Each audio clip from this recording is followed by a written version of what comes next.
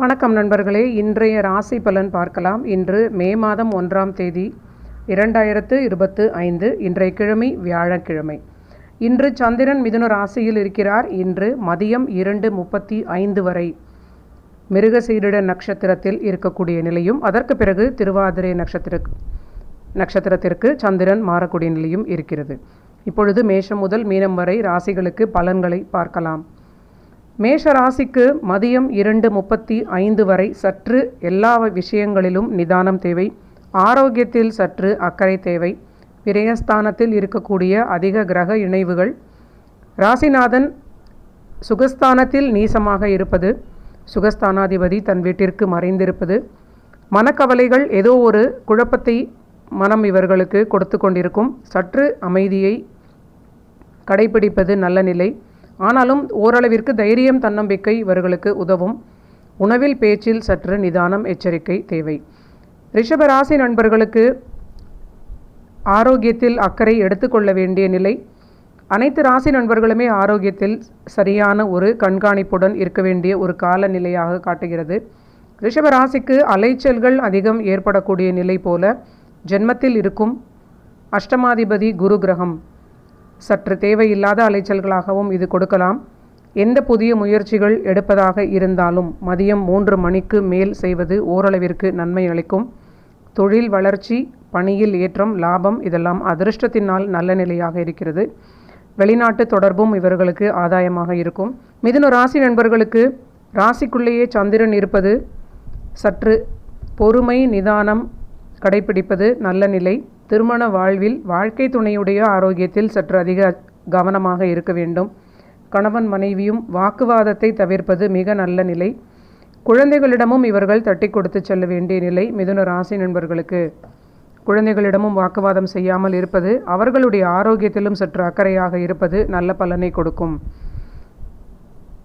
கடகராசி நண்பர்களுக்கு ராசிநாதனாக இருக்கக்கூடிய சந்திரன் 12ஆம் வீட்டில் இருப்பது, இவர்களுக்கு சற்று எண்ண ஓட்டங்கள் எல்லாமே தொழில் பணி தொடர்பான இது பற்றிய வளர்ச்சியை பற்றிய நிலையாக இருக்கும்.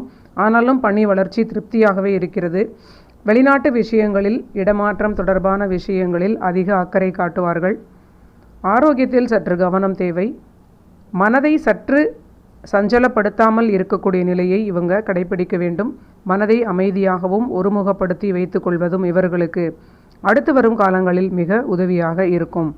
சிம்மராசி நண்பர்களுக்கு ஆரோக்கியத்தில் அலட்சியம் கூடாது. ராசிநாதனாக இருக்கக்கூடிய சூரியன் உச்சமாக இருந்தாலும் சாரம் கொடுத்த சுக்கிரன் கிரகம் அஷ்டமஸ்தானத்தோடு இருப்பது, அதிக கிரக இணைவுகள் அஷ்டமத்தில் இருப்பது, 8-12 வலிமையாக இருக்கக்கூடிய நிலை. வண்டி வாகனங்களில் சற்று பொறுமையாக இன்று இவர்கள் செல்ல வேண்டும். தாய் தந்தையருடைய ஆரோக்கியம், தன்னுடைய ஆரோக்கியம், திருமண வாழ்வில் வாழ்க்கை துணையுடைய ஆரோக்கியம் அனைத்திலும் சற்று எச்சரிக்கை கவனம் அதிகம் காட்ட வேண்டும்.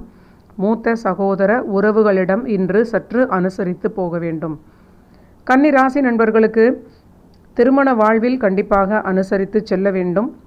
கன்னி ராசிநாதன் புதன் 7ஆம் வீட்டில் சரண்டராகி நின்றாலும் சுயசாரத்தில் இருப்பது, கொஞ்சம் நீங்கள் அசந்தாலும் உங்கள் வாழ்க்கை துணை அவர்களுடைய கை ஓங்கி இருக்கக்கூடிய நிலை போல இருப்பது.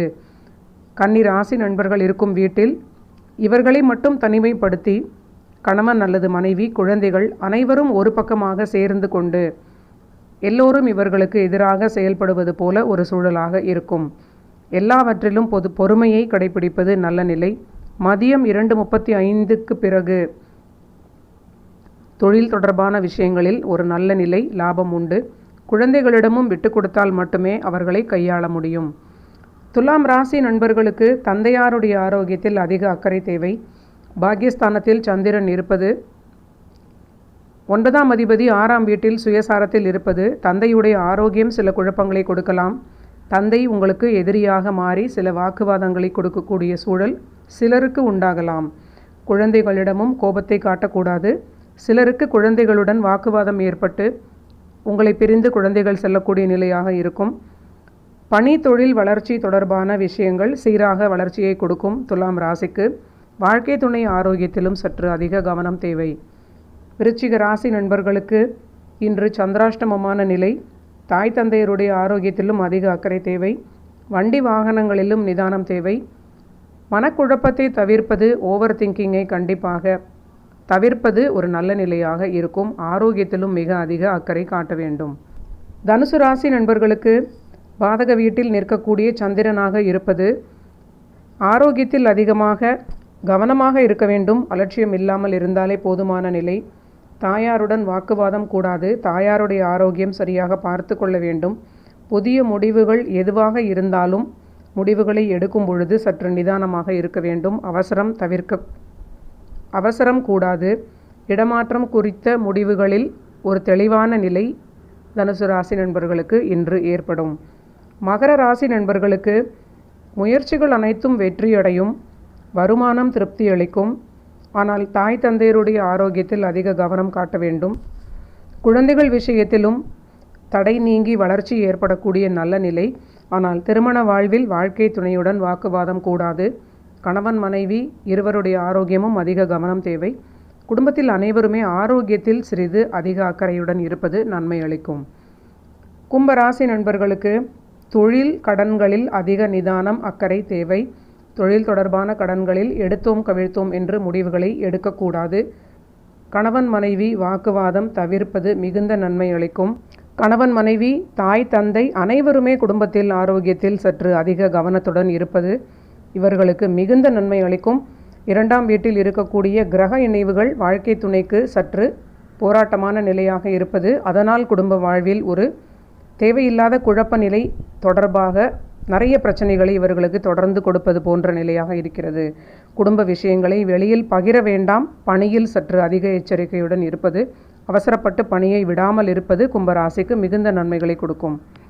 மீன ராசி நண்பர்களுக்கு சாதகமில்லாத கிரக நிலைகளாகவே இருக்கிறது. ராசியிலே இணைந்திருக்கக்கூடிய அஷ்டமாதிபதி சுக்கிரன் கிரகம், பாதகாதிபதி புதன் கிரகம், விரையாதிபதி சனி கிரகம், இத்தனை கிரகங்களும் ராசியில் இருப்பது சற்று எதிலும் பொறுமை எங்கும் பொறுமை நிதானம் அப்படிங்கிற நிலையை காட்டுகிறது. திருமண வாழ்விலும் அனுசரித்து செல்வது நல்ல நிலை. குழந்தைகள் விஷயங்களில் அவர்களை சற்று கண்காணிப்பாக பார்த்து கொள்வது நல்ல நிலையாக இருக்கும். நேரடியாக அவர்களுடன் சண்டையிடாமல் அவர்களோடு தட்டி கொடுத்து விட்டு கொடுத்து செல்வது மிகுந்த நன்மையான நிலையாக மாறும்.